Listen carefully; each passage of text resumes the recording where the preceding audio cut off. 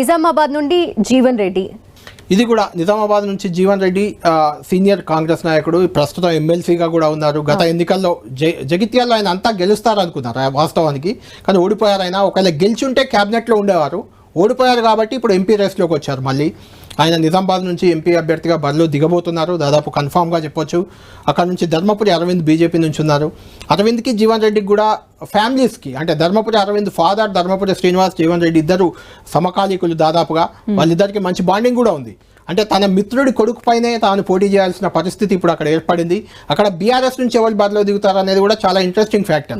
ఎందుకంటే అక్కడ గతంలో కవిత, కేసీఆర్ కూతురు కవిత 2014లో గెలిచారు, 2019లో అరవింద్ పై ఓడిపోయారు. ఇప్పుడు ఆమె మళ్ళీ బరిలో దిగే అవకాశం ఎంత మాత్రం లేదు కాబట్టి ఆమె స్థానంలో ఎవరిని బీఆర్ఎస్ బరిలోకి దింపబోతుంది, జీవన్ రెడ్డికి అరవింద్కి ధీటైన బీఆర్ఎస్ నేత ఎవరు అనేది ఒక ఆసక్తికర అంశంగా అయితే మారింది.